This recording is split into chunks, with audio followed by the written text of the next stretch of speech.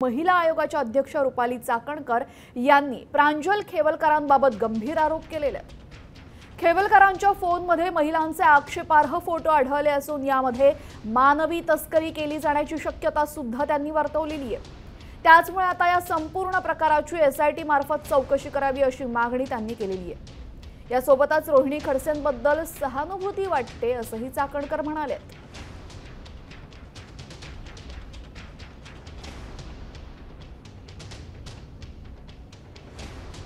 प्रांजल खेवलकर यांच्या इंद्रप्रस्थ सोसायटी हडपसर पुणे येथील घरातून जो मोबाईल जप्त केला होता त्यामध्ये सायबर तज्ञ यांच्या माहितीने तांत्रिक विश्लेषण करून तपासणी केली असता या मोबाईलमधील हिडन फोल्डरमध्ये महिलांसोबत असलेले चॅटचे स्क्रीनशॉट, पार्टीचे फोटो, व्हिडिओ तसेच महिलांचे नग्न व अर्धनग्न फोटो व काही अशोभनीय कृत्यांचे व्हिडिओ हाती लागले।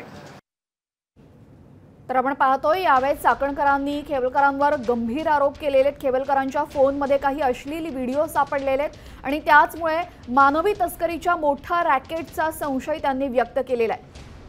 दरम्यान या संपूर्ण प्रकरणाची आता SIT चौकशी व्हावी अशी मागणी सुद्धा यावेळी चाकणकरांनी केलेली आहे। मुलींचा परराज्यात व्यापार करून त्यांच्यावर अत्याचार होत असल्याचा गंभीर दावा यावेळी महिला आयोगाच्या अध्यक्ष रुपाली चाकणकरांनी केलेला आहे। पोलिसांनी ड्रगच्या संदर्भामध्ये चौकशी करावी ना। याच्यात दोषी आहे का, रेव पार्टी आहे का, यानं ड्रग घेतलेले आहे का, ड्रग बाळगलेले आहे का, मग हा खरंच आधी गुन्हेगार होता का, सर्व पोलिसांनी न्यायालयामध्ये हे सगळं नाकारलेलं आहे। न्यायालयात सांगितलं की रेव पार्टी नव्हती, ह्या संदर्भात याच्यावर कोणताही गुन्हा दाखल नाही आहे। यात प्रांजल खेवलकरच्या संदर्भामध्ये पोलिसांनी सांगितलं आहे ना ड्रग सेवन केलेलं नाही आहे, अजून आमच्याकडे रिपोर्ट आलेली नाही आहे, याने बाळगलेलं नाही हे त्याच्यात दिसतं आहे।